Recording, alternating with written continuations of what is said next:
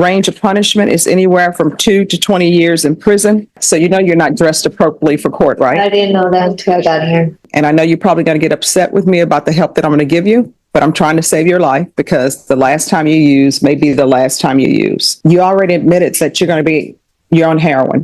That's not a good thing. All right, guys, buckle up, because today's courtroom scene takes a surprising twist you won't want to miss. Picture this. A defendant walks into the courtroom clearly not in the right state of mind. And no, it wasn't nerves. She actually showed up while under the influence. Yep, in front of the judge, no less. You could see it on her face, in her speech. This wasn't just a bad day. It was something much more serious. But here's where things get really interesting.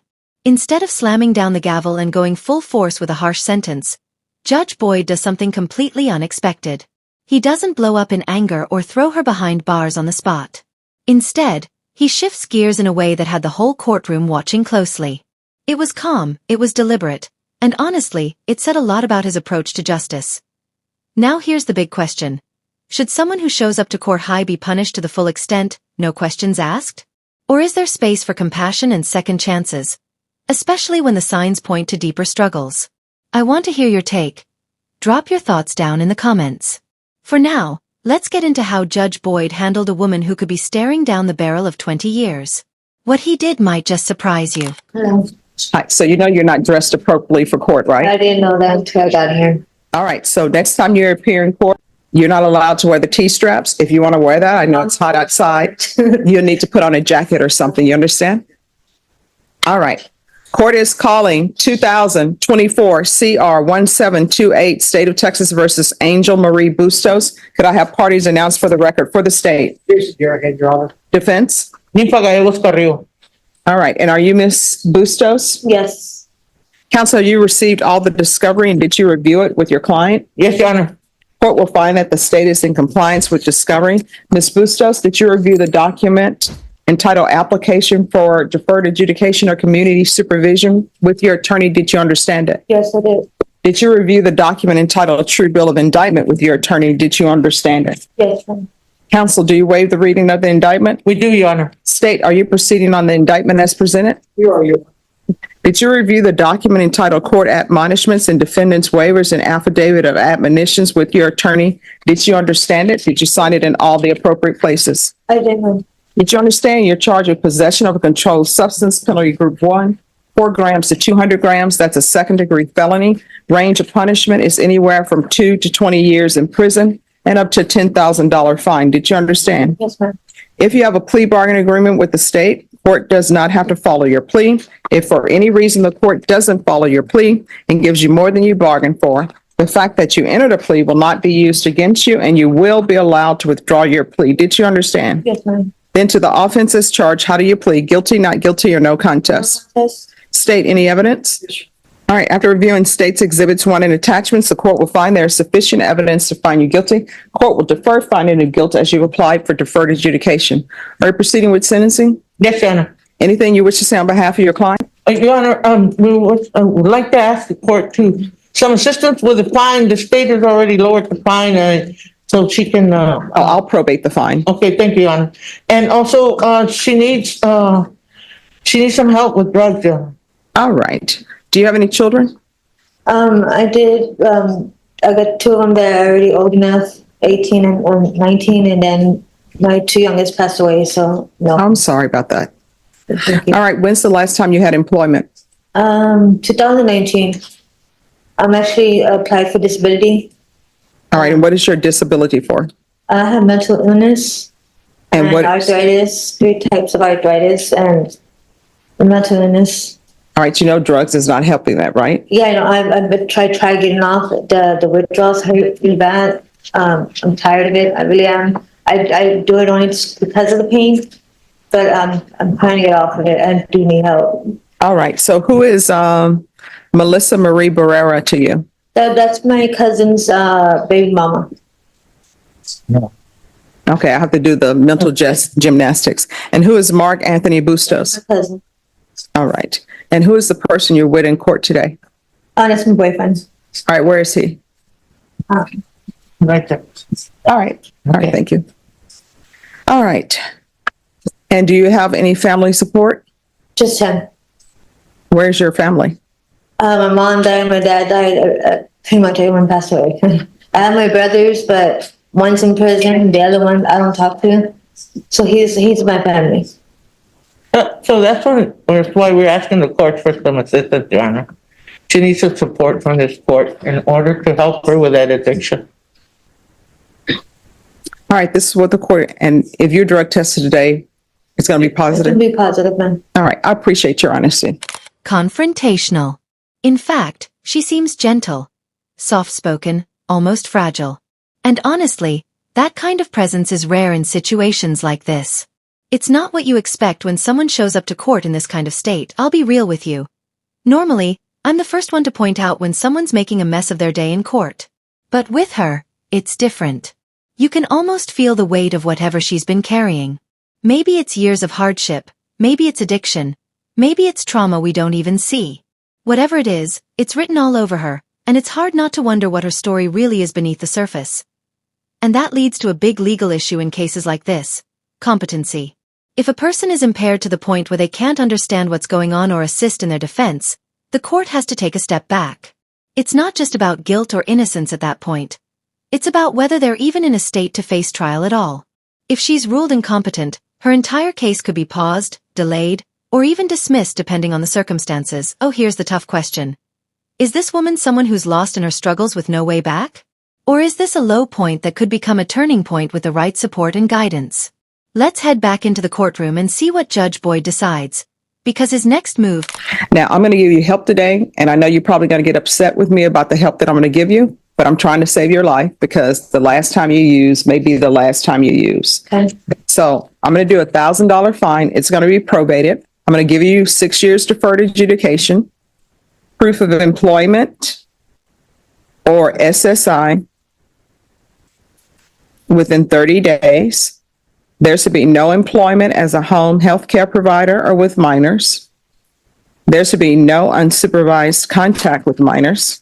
There's going to be regular reporting by Zoom or in person. We're going to do the UA hotline, going to do a TAP evaluation, felony drug court referral, and Esperanza court referral. That's going to take place in custody. I'm going to ask for 120 sober meetings in 120 days. There should be no contact with Melissa Marie Barrera, Mark Anthony Bustos.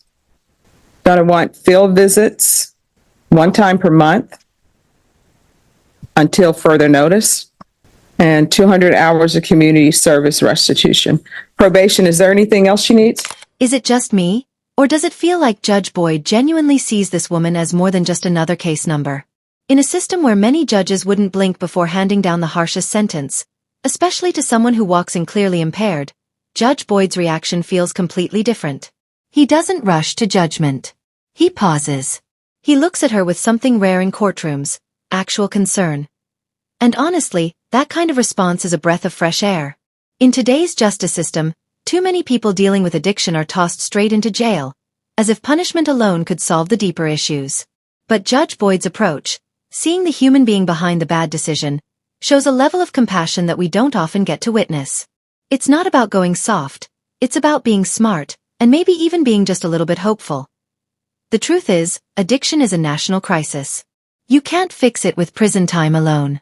Real change comes from support systems, treatment, and understanding what led someone to spiral in the first place. What Judge Boyd is doing here isn't just kind. It's strategic. It's a step toward true justice, not just punishment for the sake of it. Imagine if more judges led with empathy like this. Maybe then, we'd start seeing fewer repeat offenders, and more people actually rebuilding their lives. What do you think? Is this the kind of justice we need more of, especially when it comes to addiction? Drop your thoughts below. I'm curious to see where you all stand. I just put our referral first. Yes. Pending outcome, I can't have 2 referrals. No. We'll do felony drug court first. Okay, thanks. And if she's not accepted there, which if you're honest with them, they'll accept you. Okay. And then if she's not accepted there, we'll do Esperanza court. Thank you. All right. Nothing further. All right, is there anything else you need from the court? No. All right, did you review the document entitled Trial Court Certification of Defendant's Rights to Appeal with your attorney? Did you understand it and did you sign it? Yes, I did. All right, because this is a plea bargain agreement, because I followed your plea bargain agreement, and because you waived your right to appeal, you do not have the court's permission to appeal. Do you understand? Yes, ma'am. All right, we're off the record. To be successful in this court, you need to make sure that you're in contact with probation. If you feel it as though probation is not addressing an issue with you, you can always come in this court. We'll be here. Okay. All right. The other thing is felony drug court is a good program. It's something that you need. You're probably going to need inpatient treatment. But if you are accepted to felony drug court will be monitoring your situation. And they have a judge there, and that judge is Judge Glenn. He'll be monitoring how you're doing. The only time I will see you is if you're graduating, and I'll show up to your graduation, or if they send you back here because they say there's nothing else that they can do. Okay. All right? Okay. And if you want me to show up at your graduation, I will definitely show up to your graduation. Okay? Thank you. So what's going to happen today is the deputies are going to take you into custody. If there's anything that you want to see, want to give to your boyfriend, just let them know. How long is it gonna be, Yeah. Because one, you already admitted that you're on heroin. That's not a good thing, because the last time you use could be the last time you use. Okay. And because here's the thing, if you could have, you would have at least came in the court sober. So what will end up happening is felony drug court, it's Tuesday. They'll probably be able to get to see her because I'm going to sign the order immediately for them to interview you. So they'll probably be able to see you before this week is out, and you need to let them know that you're interested in being in their program, and then they will take over supervision. If they think you need inpatient treatment, they'll give you inpatient treatment. If they think you need outpatient treatment, they'll give you outpatient treatment. Okay? Most of the time, I'm not easily swayed by court decisions, especially when it comes to drug-related cases. It often feels like the system hands out too many second chances without real accountability. But this one? It actually caught me off guard in the best way. Instead of handing down a prison sentence, the court gave this woman 6 years of adjudicated probation for her drug convictions.